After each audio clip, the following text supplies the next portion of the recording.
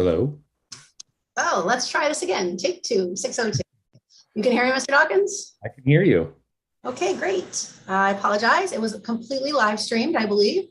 So I believe there was a blank screen to anyone that was there. I did Um, apologize to them for at one point it was just my face on the screen. So so for our friends that are out there, if you want to text us to make sure that we are live again, that would be great. And to our parents that are joining us this evening, thank you for joining us. I do have with me Hawkins, our Assistant Superintendent for Curriculum Instruction, and Matt Grief, our Athletic Director, to kind of come in and talk about this. We will be sharing our plan this evening as of 8:31. We do believe that other guidance may come out this week, but this is the most up-to-date information that we have.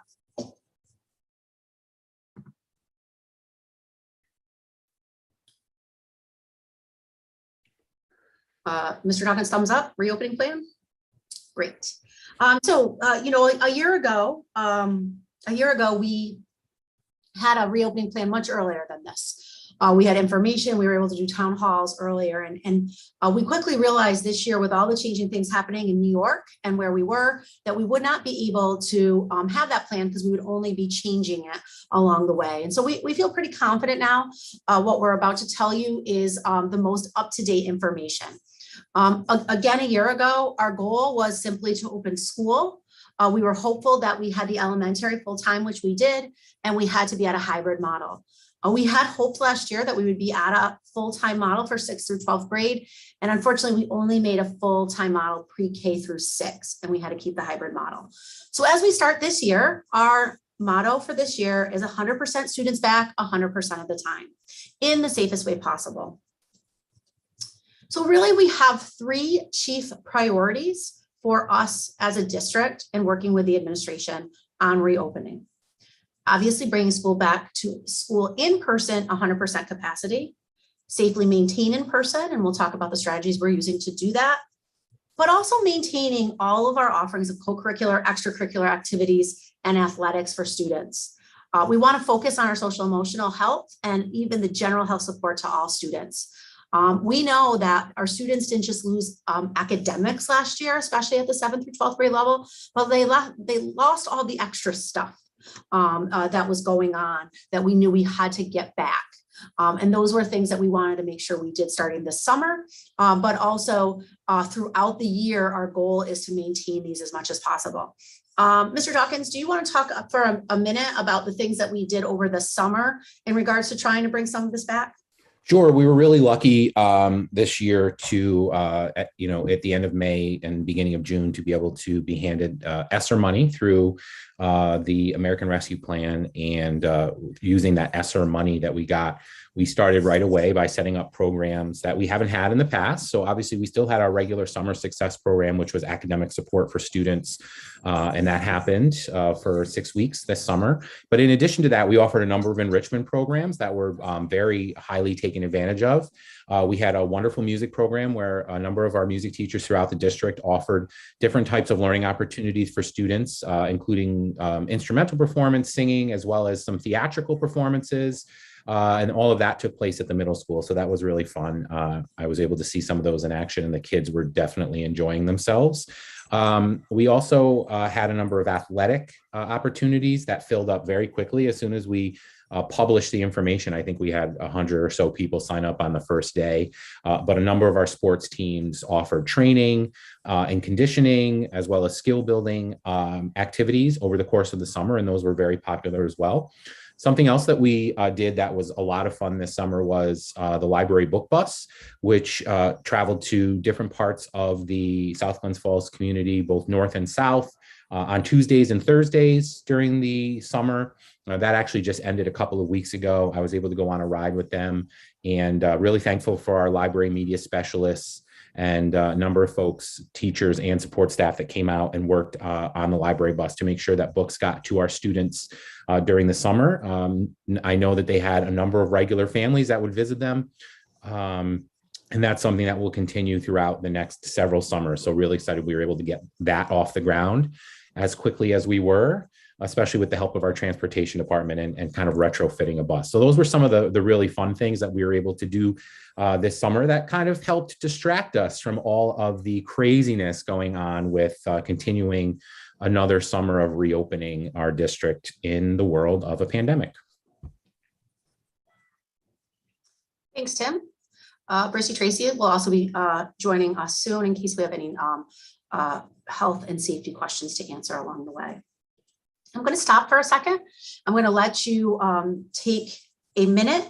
If you are looking at home and you have not seen our frequently or ask our question sheet, you can put your phone up on camera to this QR code and it will take you to our Google form. Mr. Dawkins will be monitoring the form throughout our time here in the next hour. He may wait and save some questions for the end. So don't be surprised if we don't answer everything along the way, because we may already be able to answer it for you in our presentation. Or he may stop and pause along the way and he'll answer, or any of us on the screen will answer. So I'll give it another few seconds and then we'll get started.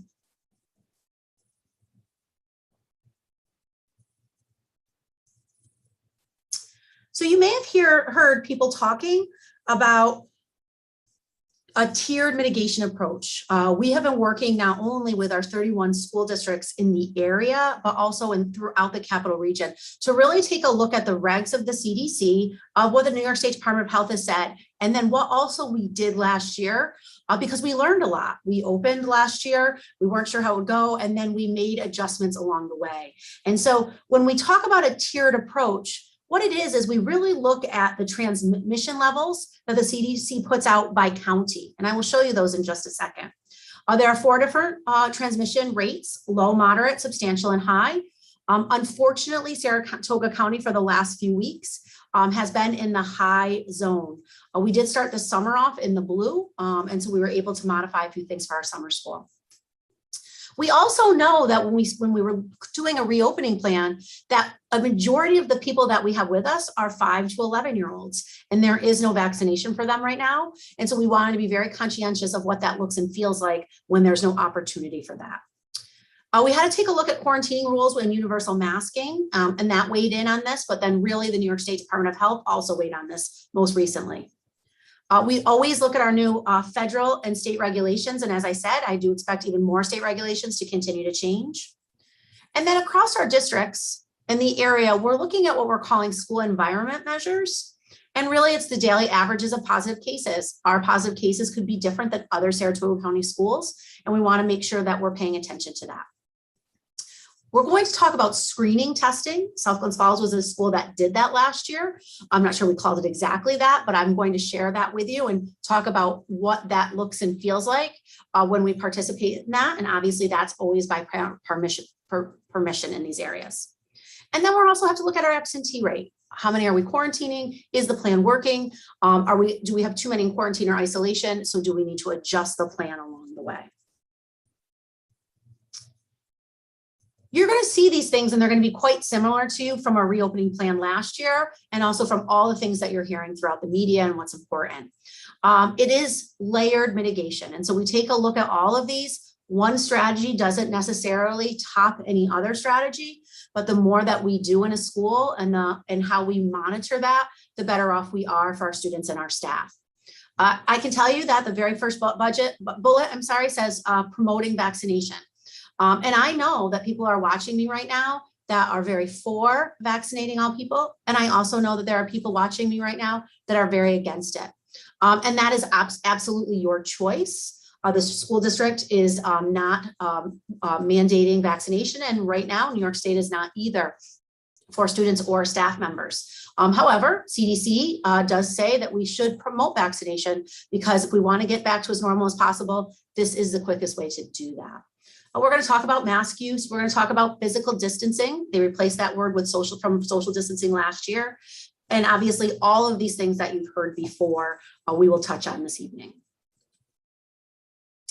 So when we talk about a tiered mitigation approach, one of the things that we are really paying attention to is this isn't a quick day-to-day change. We essentially did that last year and into the summer when we adjusted things along the way. And really, this is something that Matt Greep and I definitely did as we released people into the sports world. We started as tight as possible, and then we started adding people, spectators, and different rules on when we looked at that. And we made those changes slowly. In here, I talk about we're doing this on a 2-week cycle. It's not a daily change, but I can tell you that already being in high for several weeks, I expect everything we talk about this evening to go through at least September, but any changes that do happen, we will be communicating that to you through school messenger or in any time of town hall that we need to do. Who has been consulted with this based on these decisions? I know that there are people that have said to me and written to me throughout the last month. They've sent articles both for and against various things, especially with the use of masks. I can tell you that people have said to me, I really need to look at the science. I'm a math major by trade and then went into education. I think that in order to be superintendent, you not only have to know what you can do in your preview, but what also you need support with. And obviously medicine is not in my area. And so we look to support for that. Luckily, our school hires a school physician every year, and Bristy and I have been in close contact with him several times about the mitigation strategies and recommendations from him for that. Every Friday for months now, I meet with the Saratoga Department of Health, and they are part of the conversations as their recommendations to open safely. We need all of these people to help us create a plan. It takes a team to do this, and we're using our team to the best of our ability. Obviously, we look at New York State Ed and we look at the Department of Health. We do meet as local school districts to try to get as close as possible to reopening rules. And then our Board of Education does get a presentation from me at every meeting. I know people have asked that why aren't they voting on our recommendations? And based on our council advice, we reopen every year. In June, we close. In September, we reopen. Each building is slightly different. Sometimes our reopening is slightly different. And so it's all procedures along the way where myself and the administrators are responsible for, and we look for guidance for that. And so we will continue to update them, and they will continue to have input. But I know that was a question that was posed. When you look at data, there are 2 points to look at, and I know people have shared lots of data with me, but these are 2 areas that we continue to look at because they get updated. So I am going to share them with you right now.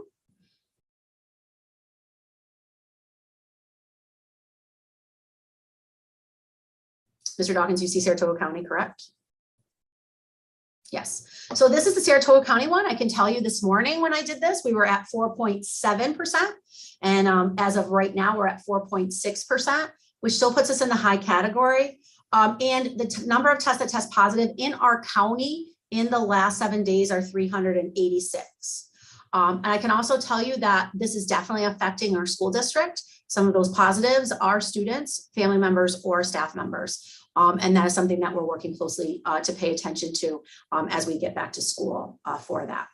So that's one area that you do, that is it, and it's a quick find. The other one, which is I find very interesting, is the one by county. And this is from CDC. And you simply go in, you pick your state, you pick your county. Obviously, it tells you the high, it's updated slightly, it's probably a few hours behind us. And you can see that the majority of everything around us is in the high category for this. So it's all right there. The one piece I would like to show, though, is down here. I always think it's interesting of where we started a year ago and then what we've learned throughout this year and where we are right now. So I'm going to take this and I'm going to move this slightly. I'm getting better at this, Mr. Dawkins, as we meet on this. So this is about 1 year of time. One thing in our reopening plans, and actually a parent did remind us of this, is we were at a very low point and we weren't sure what that mitigation would be, and some of the recommendations would be that if we hit 4%, that may be a time to close. Obviously, we did not hit that for a long time. So we were able to open and use our mitigation strategies and see that our rate of transmission was very low, if non-existent. And so we were able to stay open fully through these peaks and valleys for that. Last year, our first case that affected our school district was October 1st. As I said, right now, we have cases right now in there. We were here, and now you can see we're at that 4.6%, which is what I mentioned the other day for that. So I think the positive is it took us all this time and we learned a lot, and we were able to stay open through all of that. And now, yep, we're in a bumpy upswing again, but we're going to use very similar mitigation strategies to be able to reopen for all of our students. These are what the transmission rates mean, and I won't bore you with this, but I can tell you that this is not a South Glens Falls transmission rate scenario. We are using the scenario from the federal level to talk about this. Vaccinations, obviously we're going to be talking about vaccinations this evening. I do get reports all of the time by zip code. These are not up to date. I think we're slightly up in percentage. 12831 includes 3 different school districts in that zip code. So to get right started, I do know that masks is the #1 topic of concern for our families. And if you had gotten something from me a couple weeks ago as a draft plan, in that plan, you would see that there was a blue, a yellow, an orange, and a red under masks. My hope is that will be where we get to after we get out of the high. But right now, the Department of Health has put a regulation out that all students and staff K-12 will be masked indoors, and outdoor masks are optional right now, but I know they will review that in the fall based on transmission levels. Screening testing. When I think about the mitigation strategies that give us the most data and information, this is absolutely one of the most important mitigation strategies. You'll see that we're in the high right now, so I am going to talk about that. Last year, when we did screening testing, we used the Binex Now, and there were definitely various opinions on whether or not they worked. And it was a little invasive because you had to go through your nose in order to get it done. This year, we're working with our Department of Health, and we're doing a much different type of swab. It's actually in your mouth, and it's easily done for students. This is by parent consent only. We would not be doing this. These are for asymptomatic students. So we are just doing this to be proactive, keep our doors open, and check our positivity rate in the district. I am going to show a video, and I am confident that the sound is going to work, Mr. Dawkins. So don't just put your finger up and give me a thumbs up like you did earlier today. Make sure you actually can hear the video. Oh, I'm listening.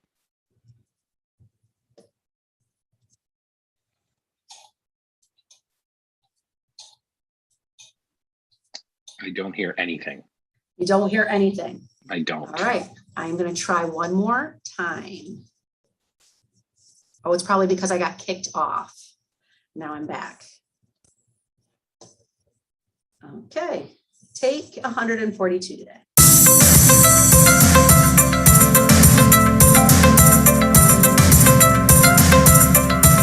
I turned my speaker down, it was so loud. How are you feeling today? Good. Good? All right, perfect. Do you have any symptoms at all? No. No? Okay, perfect. So we're looking for headache, fever, anything like that, sore throat, okay? All right.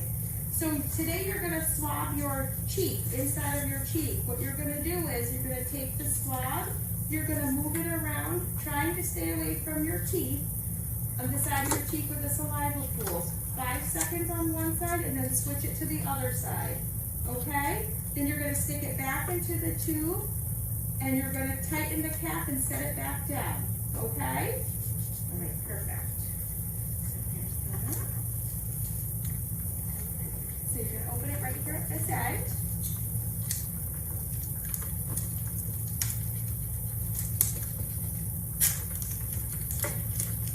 And you can open it all the way up just like this if you want. That way you can set it back down in there. Good. Go back to that. There you go. Pull your mask down.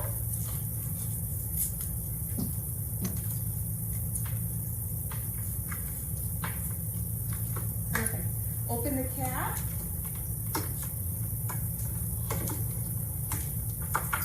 Stick it right inside, and then screw it on nice and tight. And you can put it right back into that package.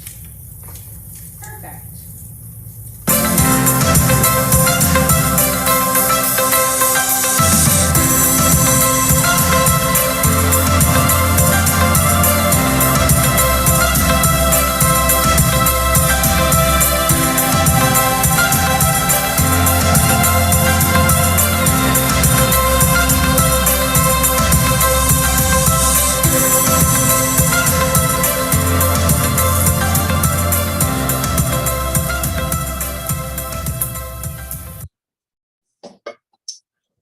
So hopefully we want to show that to you, and it's a short time because I know that there were some people nervous about testing in school, especially asymptomatic. Again, please know this is a parent choice for this. You'll be getting this video. You'll be getting how that you would log on to this in the coming weeks. It is not going to happen in the first couple weeks of school because we want to make sure that all the information is there for our families. The opposite of that is what happens to our students when they are symptomatic. And I can tell you firsthand, having friends in the district as parents and myself as a parent, that this piece was the most stressful of all the mitigation strategies that we had in school last year. When students presented themselves with any type of symptoms during the school day, no matter what the transmission level there was, they had to go and get a PCR test, and they could not come back to school until that PCR test came back negative. That sometimes took 72 hours or longer. And so there was definitely a lot of school loss that at times people felt were unnecessary. So we did talk with our physician in the Department of Health. Again, we're in the red. So our plan is that we will be, hopefully with parent permission, supporting our parents and trying to test in school with a rapid PCR. It's still a 24-hour test, so you wouldn't know immediately. Your student still has symptoms, so they would have to go home, just like if they had strep or the flu or anything like that. They would be going home to rest until those symptoms were recovered. But we can take off your plate that feeling of not being able to get to a doctor's appointment and then test and then be out of school for a long period of time for that. So we are hopeful that our families find this as a resource. I know that our nurses are very excited to provide this. I met with them today, and they're the boots on the ground that talks with all the parents about what is going on as far as the medical pieces go. I do emphasize though, if your child has any symptoms prior to the day, keep them home. Just because you keep them home doesn't necessarily mean they have to go to the doctor. You will monitor their symptoms, and if they're symptom-free after 24, 48 hours, they can return. If they are not, you can contact the school nurse, and they will probably recommend that you go see your doctor for all conditions. But that is a definitely different strategy and change than last year. Again, we are hoping that there's more flexibility and opportunities, and we're hoping this is a service that our parents choose to do. If not, we have a separate plan, and that will always be shared with you by our school nurses. Tim, I don't know if any questions came in specifically on that. Yeah, so I have some questions about vaccinations, mask wearing, ventilation, things like that, which if you think this is a good time for us to stop and address some of those. Sure. So again, I know that you had mentioned before about vaccines and mandates, but there was a question that if and when COVID cases in Saratoga County reduce, will mask mandates differentiate for vaccinated versus non-vaccinated students? No, so one of the conversations that we've been having along the way is we want to treat all students the same, regardless of vaccination or unvaccination. So we look at the vaccination rate to determine if it is safe enough in the building where everyone would become unmasked. It would be very hard for us to be able to identify the masked students versus the unmasked students. So then really the differentiation, if we're able to get to a low transmission, would really be in parent choice versus in vaccinated or unvaccinated for mask wearing. Did that answer the question, Mr. Dawkins? I think so. And then the other question, again, I think it's good just to reiterate, will vaccination mandates be issued by South Glens Falls School District? So with South Glens Falls is not going to be mandating things. The Department of Health is the decision maker of all things vaccination for our students, and we follow all of those rules. A few years ago, the rules did change with vaccination, and we've been working towards those rules along the way. I always say at 8/31, there are no mandates for vaccinations. And so our hope is that we will continue to use testing as also a mitigation strategy for right now it says unvaccinated, but our hope is that for vaccinated and unvaccinated, we can give this opportunity to them. So that's where we are as far as the mandate piece goes. Great. Another question coming through is about masks being worn every day, all day, and breaks. Our kids are not allowed to see each other's faces. Our children are not allowed to be next to one another. And then asking, what are the developmental ramifications for children of this age and not having the ability to see each other's faces while talking or interacting for long periods of time? I think so. That's you're going to see this. two-parter. Yeah, you're going to see this in a minute for everyone. We already talk about what the classroom is going to look like and the physical distance of 3 feet apart.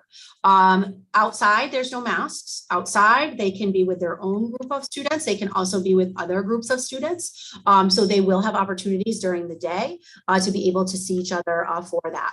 They will be eating in the cafeteria, and I'll talk about that a little bit later. And so they will be with their friends there for that. The word mask breaks is not something that the Department of Health wants us to use, but obviously we talk with our teachers on a regular basis about that, what looks and feels like. We recommend that our students always bring a bottle of water with them. So that way the word break isn't necessarily what they're using. When they're thirsty, they lower their mask, they take a drink, they work from there. Again, later on in the presentation, you'll hear what classrooms may look like as far as that goes. But we really are trying very hard to make that as normal as possible in every school this year. We have a question about ventilation, saying, so let's pause on that one until we get. Another one is mask breaks. Just wondering again about parameters for that. It has also been stated that windows will be open to allow class ventilation, so we'll hold off on that ventilation. Let's see, there's some hybrid and virtual questions coming in. So instruction is coming down the line. We don't need to get to that one right now. How are you handling students who are partially vaccinated? Should we advise the nurse of that status to include updating when second dose has been received? Yeah, for me, and Bristy, I know you're on, I'm not sure if you can unmute, but I would say that the more information we have, the better. Technically, until you have both doses or you have the Johnson & Johnson 1 dose, you are not fully vaccinated. And so we look at them as not vaccinated yet. But you'll probably have your other timeline and you'll have your other information. And our nurses would like to keep up on that because quarantine rules do a change for your vaccinated students.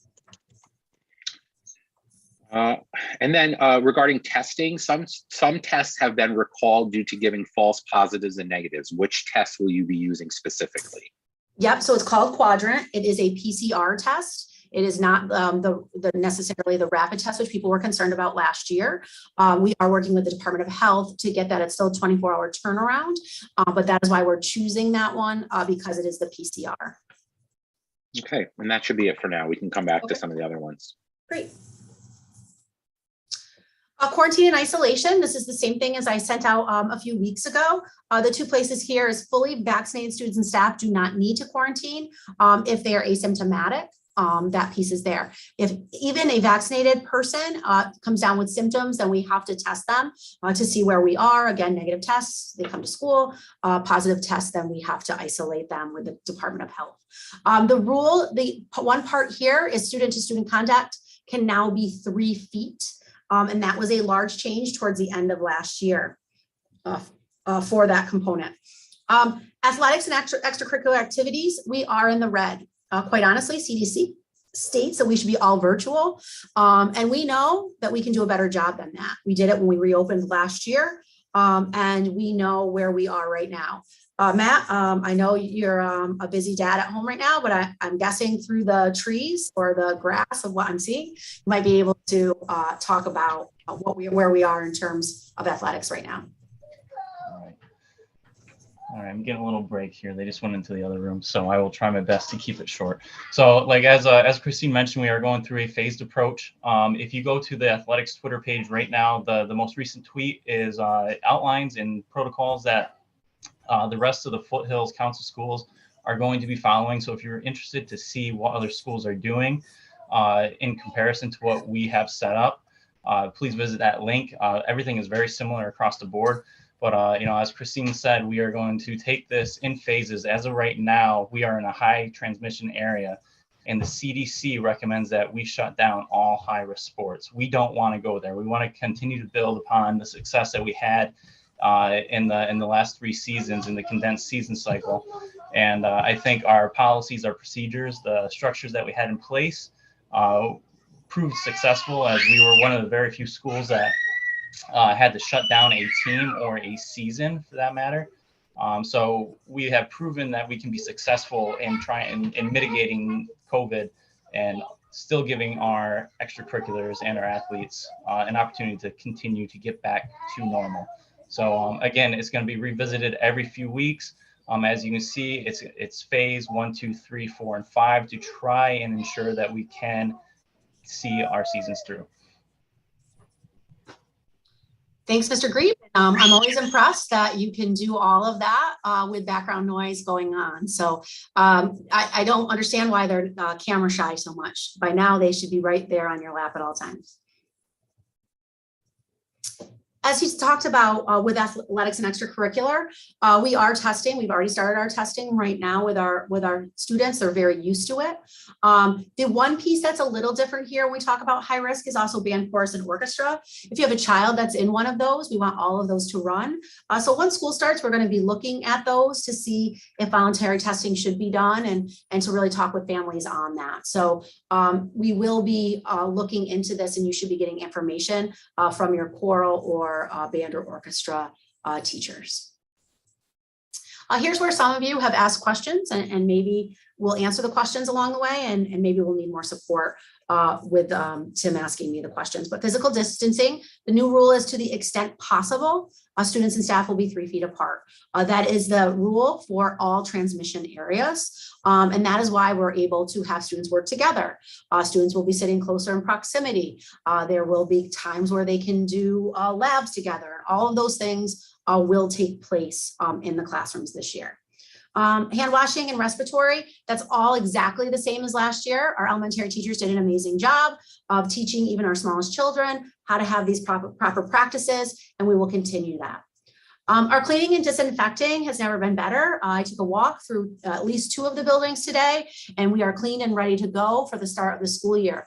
We did purchase electrostatic sprayers for each building, and our nighttime custodians and cleaners have gotten very good at using these and to be able to use them multiple times a week in each area. We were able to follow all of our procedures in this with commonly touched areas, et cetera. Ventilation. Ventilation continues to be a question, fans or no fans. We continue to work to the Department of Health on that to get the latest guidance. But, especially to start the school year, they do recommend windows down, doors open. We are addressing air from outside in through our regular ventilation system. We can put different percentages on that ventilation to add more fresh air into the classroom, and that is what we are doing. Transportation, we are asking the bus drivers at least through the fall to keep the windows open on the buses so that way we can have that piece going there for that. I know with ventilation, there's always a question about what are your filters, et cetera, and actually all the filters at the high school, whether or not they've been changed yesterday, today, or tomorrow, they're all getting changed so that they will all have the filters that we need. But to simply talk about a number when it comes to a filter is not necessarily accurate. We really it has to fit the system in order not to overload that. And so instead, we have been replacing our filters more often through this process than anything else. Tim, I don't know if there were other ones that I may have missed. Yeah, so I think, we have a couple of ventilation questions here. So this would be a good, one of the questions was about windows being open and how that kind of, again, goes with security in the buildings. And that was certainly a conversation that's come up a few times. So, noticing that emergency windows are being opened in order to allow air to circulate in classrooms and things like that doesn't impact security measures otherwise employed by the district and school to secure the premises. That's one question that we got. Yeah, so the quick answer is no. We've had our safety team walk around. Mickey Jones is our safety specialist, who is a part of our team from Capital Region. And then we also have a school resource officer. They walked around throughout all of last year and gave us recommendations on what to do.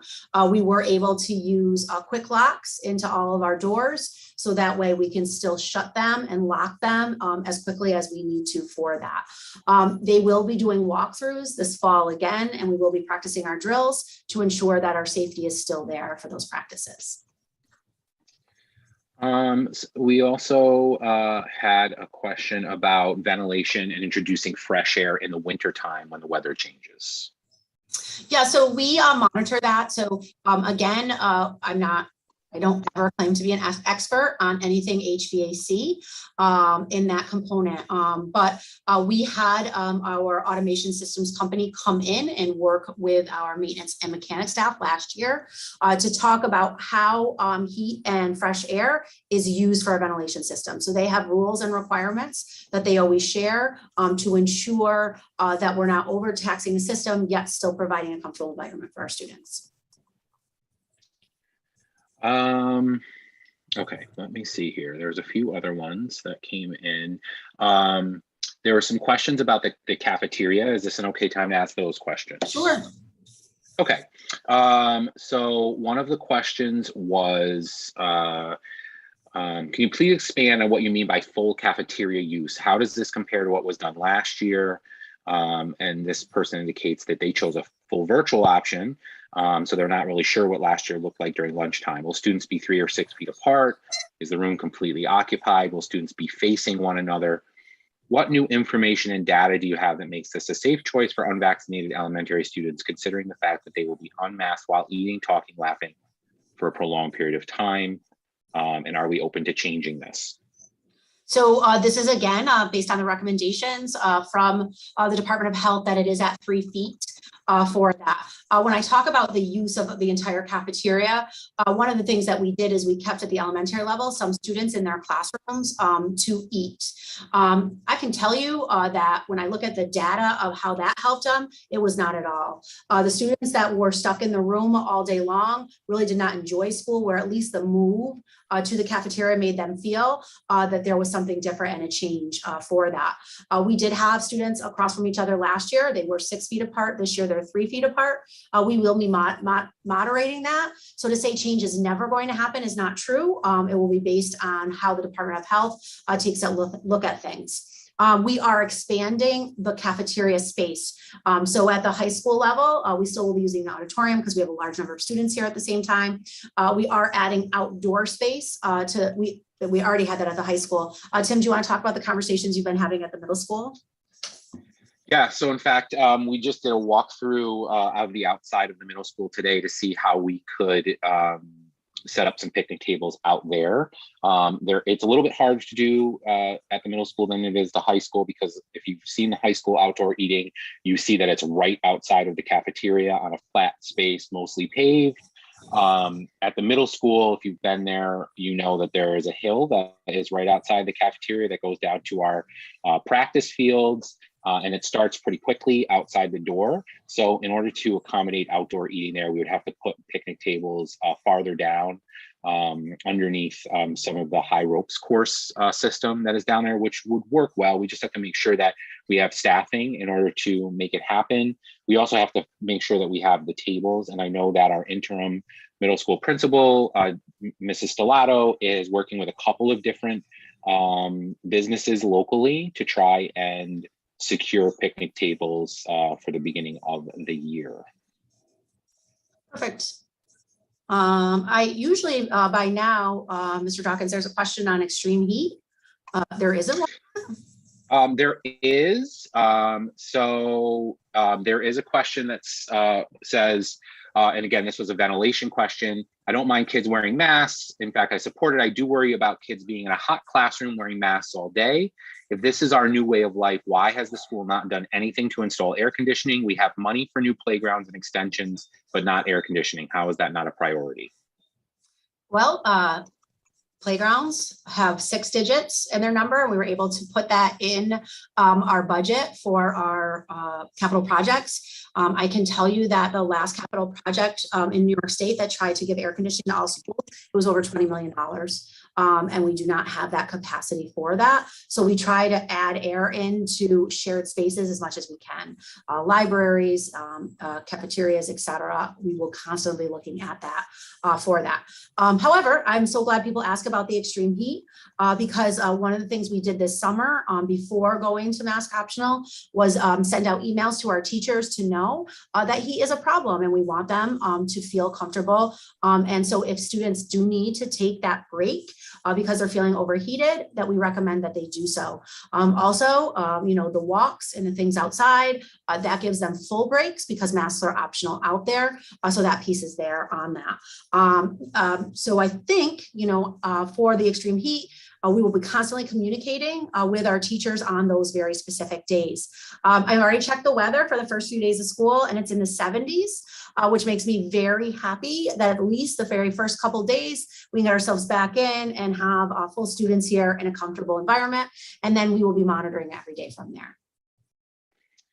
We do have a couple more questions about cafeterias and security. One parent would like to know if they can take unvaccinated children out of the cafeteria during lunchtime if they're not comfortable with them eating together. We've been told and read many studies that the cafeteria is the worst thing to allow during the Delta variant. So I would say that you should contact your building principal. I don't know what the cafeteria schedule is for each building. And so they'll be able to help you and answer any questions you have about their cafeteria schedules. And then a follow-up question regarding the safety windows being open. This parent would like to know about teachers who consistently leave emergency windows open during the school day and compromising school security measures. So maybe you just want to reiterate the conversation that you had with our school resource officer. Yeah, so we do checks at the beginning of the day, at the end of the day to all buildings. Our custodians know about that. If you have anyone specifically or a room specifically that your student is worried about in the district, again, those safety plans are housed at the building level and they can do extra walkthroughs for you if that would make things easier. Simply contact the building principal and they'll be able to keep an eye on those specific areas that people are concerned about. And then the last question for right now is, can we send in plexiglass shields for elementary students that are not vaccinated? So we would have to make sure that the plexiglass was actually approved plexiglass. Quite honestly, that has been one of the major changes that has happened through this time is that all plexiglass is not approved. They actually are some studies done on both sides, as always, that say that sometimes it actually is the opposite effect for that. So I do believe that if you talk with your principal, they'll connect you with our safety specialist. So that way we can make sure that whatever you're sending in is the safest possible for your student. Okay, and I'll mute myself for now. Okay. So I think my next part is on instruction. We are in a full model, 100% of students 100% of the time. And so the hybrid for 7th through 12th grade does not exist. However, as I mentioned in the very beginning of this, we already have students that are under quarantine and that are isolated. So we probably will have students that start the year in those roles. And we know that we must provide our students a continuity of learning that is successful and that is there. Between the morning meeting and the afternoon meeting, if you happen to be somebody that tuned into both, I can tell you that I have a full page of documentation from state ed on this very topic about what continuity of learning means. And essentially what it comes down to is about relationships and connections. Our teachers are going to make connections with any student that is on quarantine or isolation. We'll be using Google Classroom, we'll be using live Google Meets, we'll be giving some virtual information, we'll be doing some asynchronous learning if asynchronous learning is going on in the classroom. We will make sure that teachers at each grade level share these plans ahead of time with our families along the way, because it does change. You know, a second grader's experience looks much different than a high schooler's experience and what that looks and feels like. Again, these opportunities are only for those that are quarantined or isolated. So we'll always have that conversation there, that the best learning is in person, and then the quarantined or isolated students will have these other opportunities for that. Our principals will be really working with our parents this year to make sure that all that information gets out to families. Adjusting the plan. How often do we adjust? You know what, Christine, I'm sorry. I'm going to stop you since since we just talked about, I'm sorry. I hate interrupting like this, but I feel like there are a couple of questions that had to do with academics. And so I wanted to have that addressed now. One of them was last year, the student body was split between in-school, hybrid, and virtual. With all being in school, along with the current upswing in infections, won't this have an adverse effect on infection rates within the school district despite control measures? You compared current rates to last year's, but this difference in contributing factors wasn't mentioned. So we have all of those mitigating factors on the first slide, and we'll be watching all of those for this year. The number one sentence that came out by the Department of Health is in-person learning for all students is the number one thing that everybody is looking for. And quite honestly, they're not looking for hybrid models this year. If our rates do go up, we will be advocating to go to a hybrid model first before closing down. But as of right now, and the information that we know, 100% model, we believe is a doable model. And strategies we're putting in, and because of all of the systems that we're taking, including screening testing. So we will know regularly if any of our students have tested positive and what we need to do to, although people don't like to hear this word all the time, pivot to other places. And again, just like this morning, we had a very similar question come up in our meeting about why is pivoting to remote not being considered during heat advisory days and extreme heat. Last year, outdoor recess was not an option due to the poor air quality and high heat. And don't tell us that in-person is best when high heat with poor ventilation is a danger. So every year, no matter if we're in COVID or not, we talk about this. The reason why snow days are acceptable is because we cannot get to school. So it has to do with the danger of the travel, not necessarily the conditions of the cold. So as of right now, we cannot pivot to a snow day when there is a heat component. We can be outside in any area, and we can have recess. That part has changed and has been proven to work for that. As I said, we watch the weather every single day, regardless if we're in COVID or not, and we put out heat recommendations for our teachers, work with our students on for that, and we will continue to monitor that. I will bring up to the Department of Health because it was spoken to in the morning and the afternoon about high heat conditions because they talk with the State Department of Health and SED weekly, so that way people know that this is a concern not just during COVID but at other times of the year. Okay, and we're good for now. So adjusting the plan. How do we adjust the plan? Well, we adjust the plan regularly. We will continue with communication from the district level. We are back at school, so probably weekly, you'll at least get a school messenger from me. If things need to be updated more quickly, it will be done that way. There's videos at times that I send out. I know sometimes people like that. Sometimes people don't. I try to mix it up so you get to hear the information from me as much as possible. And obviously, the building principals and administrators have been key components of all of this plan. And so any questions, especially about anything at the building level that you think is specific to that building, don't hesitate to ask them. They have the answers. They've also lived through this for a year, and they have a competent plan moving forward along the way. Again, I'm really struggling with September because I do believe that we will not be having that every 2-week conversation. So we will be always in that high submission. And so we know very clearly what will be happening with every strategy, and information, most importantly, will be coming out on screening testing. So that way we can get that started as soon as possible. It worked for us last year, and I truly believe it is the best of all of the mitigation strategies that we can do to keep our doors open. Vaccinations will be tracked. You've heard me say that word vaccination a few times. Again, I know there are people on here that do not want to vaccinate their students, or also there are people that have 5 to 11-year-olds like me that cannot vaccinate their students yet. And so that is a piece there. However, the Department of Health is going to partner with us on Thursday, September 2nd, from 1 to 3 p.m. And the second dose will then be scheduled right there. It's going to be at the South Gonzales High School cafeteria. This is the link. The link is also on our webpage. We are also taking walk-ins. This is for our unvaccinated staff. It's for any of our students that are eligible in 12 through 18. It's for family members. If now you've decided as a family you're going to do this together, we will take that.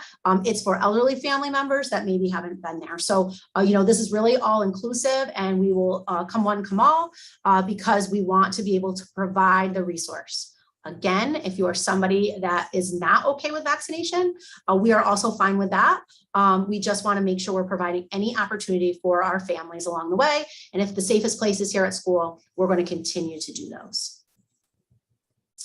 Finally, we have this focus this year. One of the things about hybrid learning, especially for our 7th through 12th, was that loss in between the every other day, not the connections between our teachers and our students and our students and our students. And we want to get that back. And we're going to be using a lot of our ESSER money, the funding money through COVID, to work on this.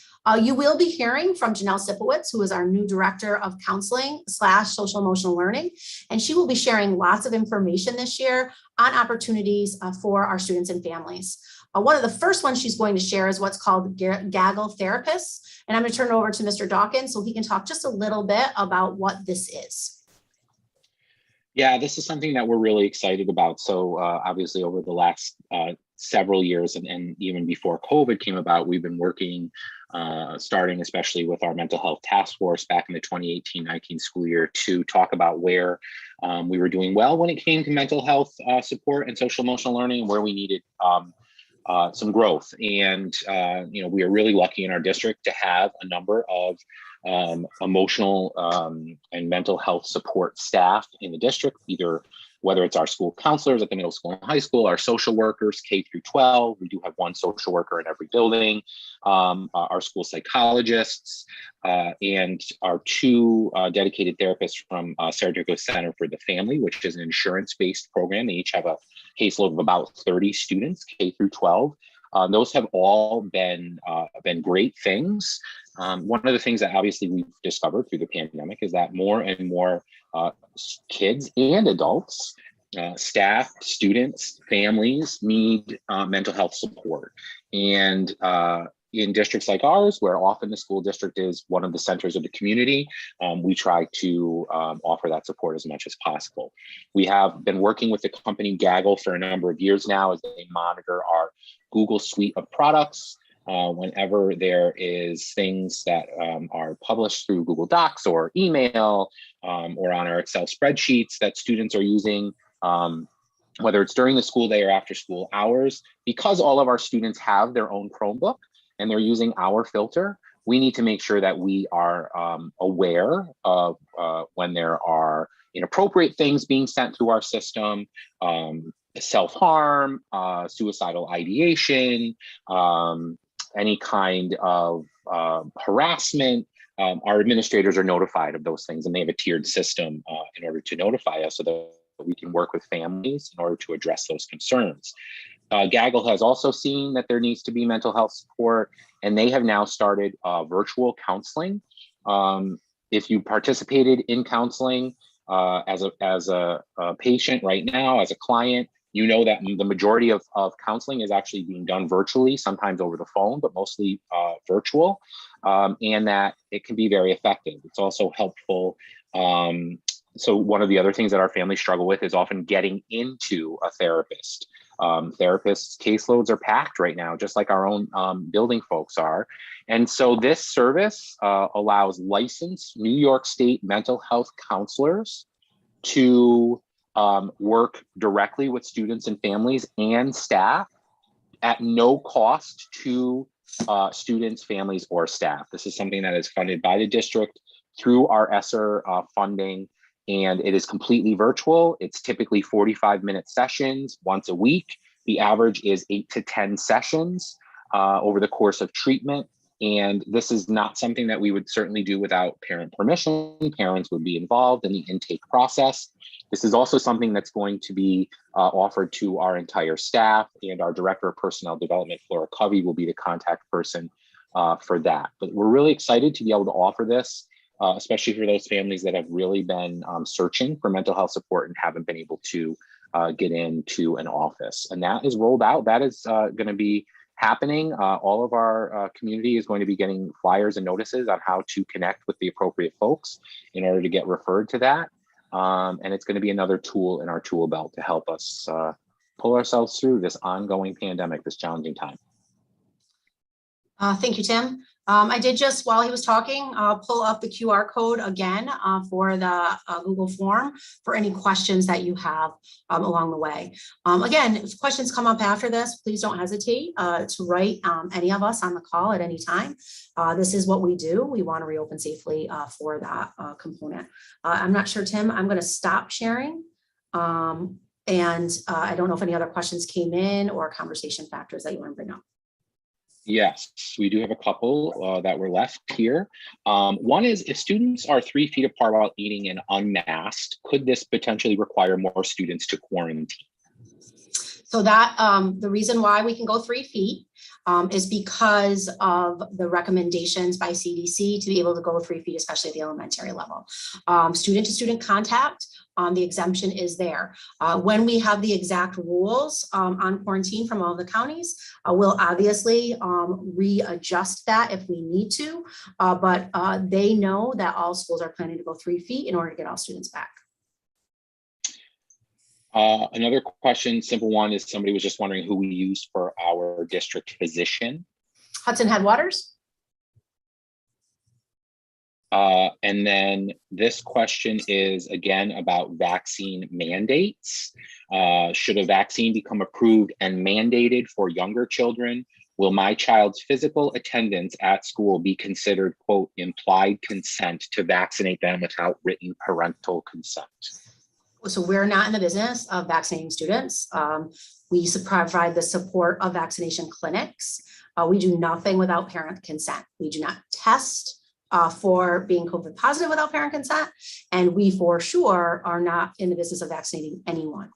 So those vaccination clinics have very specific rules, even for 12-year-olds through 15-year-olds right now, that a parent or guardian has to be present. And the person from the county Department of Health that is the administrator there has to see that parent there. And so that will all be done in partnership with the people that are able to vaccinate. And then we have a parent who is wondering if we're still going to be sending out updates to the district when there are new cases and quarantines. Yeah, so we've been doing it weekly. And so within our weekly update that we have, we've been starting that again. We also have an ongoing record on our line for that. So we'll always be having conversations. If when school starts, there are any kind of contact tracing questions, you'll be notified as soon as the case hits us and that question comes up. So we have a large team of people that work on this, and we were able to get the best information in the quickest way possible to help our county make the decisions of quarantine or contact tracing. So all of that data will for sure be shared. Sometimes if the numbers are large, we'll go back to the daily update, but we really plan on just the weekly update at this point. And that is it. I noticed at our last town hall meeting this morning, we did have a few questions that came in after the event was over. So I know that that question document is available in case people have want to continue asking us questions. Obviously, you can also email us directly. I've been the only person moderating the question side of things. So I hope I got to them. Some of the questions were lengthy, and to be on time, I tried to summarize those. If you feel like we didn't answer your question, please contact us, and we'll be happy to do our best to answer. So in closing, I do want to thank all of you that took the time to come out tonight to hear us. I know there are times where it's frustrating because the numbers are not large on some of these calls. And so there are parents that feel that they're, maybe don't have a voice. We check all of our conversations, whether it's through social media or it's through my own personal emails through work or through these chats. And we will continue to do these things. I think one of the hardest parts for me when we reopen this year is that there's nothing in place that we know 100% of the people will be happy with. And it's a struggle because that's really what our goal is how do we reopen the safest way possible to make people feel the most secure. I want you to know if anything changes and if rates do go up, we will be pivoting to other plans. But right now, based on the work we did last year, we have confidence we need to get our students back and we will be monitoring everything. Thank you again. Thank you for the communication. My last slide did read communication will be essential in both directions to keep our students safe and in school. So any questions that you have, whether it's health related, you can contact your nurse, school related, contact the principal, and obviously anything in general, please don't hesitate to contact me. With that said, I'm going to turn the live stream off at this point, and I hope everyone has a good last weekend with friends and family as we start school year next week. Take care.